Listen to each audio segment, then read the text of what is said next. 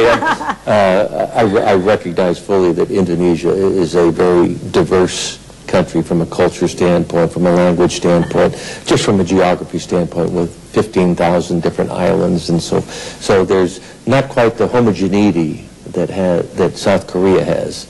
But I think it's still possible. The central government can set policy and direction. And if it shows good results, then it's kind of easy to replicate it. But you do have to show some results for people to follow. Ya, pemirsa, tetaplah bersama kami. Special Dialog segera kembali.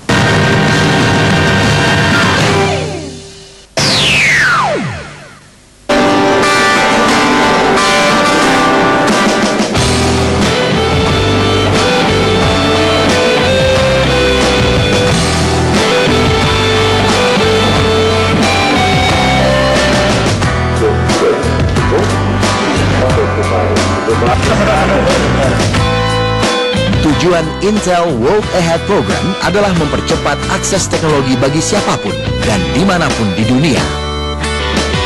Teknologi informasi dan komunikasi merupakan program berbasis akses internet bagi dunia pendidikan. Saatnya era e-learning di sekolah. Proses belajar yang menggabungkan teknologi dan informasi ke dalam kelas. Kalau belajar IPA, IPS gitu-gitu, biasanya kalau komputer lebih praktis ya daripada yang lainnya. Kalau misalkan kita kan baca gitu, yang ini kan tinggal ketik doang, biasanya kalau cari internet ada gitu.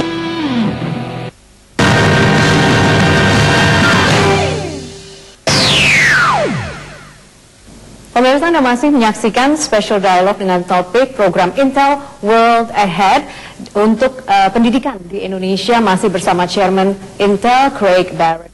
Mr. Barrett, what inspires you the most in doing your work?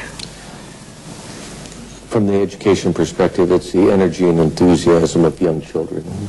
And there's nothing more energizing than watching young children learn, participate in the learning process, and move forward. There's just so much energy associated with that. And what discouraged you?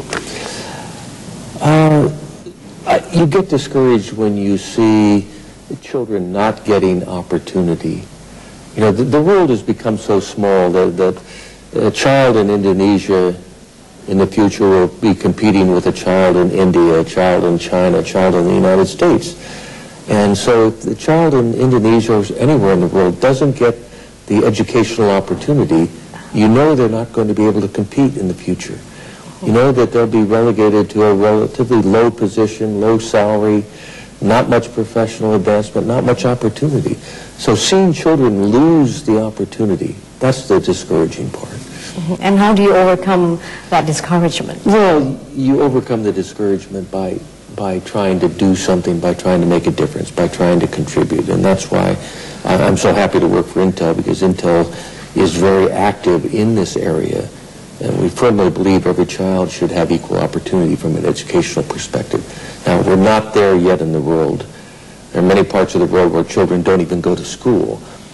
But we're slowly working and making progress around the world.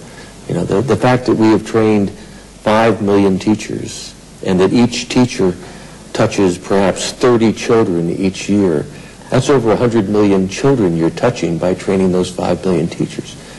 You have to feel good about that. At the same time, there's much more that has to be done. Okay. You believe that computers aren't magic, but teachers are. What is the base of your belief?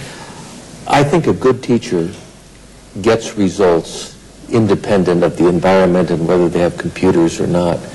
Every one of us, when we look back at our educational career, we can always say, I had a teacher who really switched the light bulb on, a teacher who really touched me, a teacher who really showed me what I could accomplish. And it's always one or two teachers have influenced us dramatically.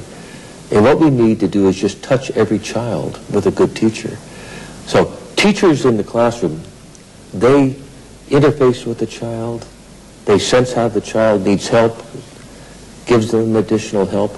A computer is just another tool that the teacher has. So if the classroom is going to work, if education is going to work, first and foremost you need good teachers, and then you give the teachers the tools, the other tools. But if I have my choice of a a computer in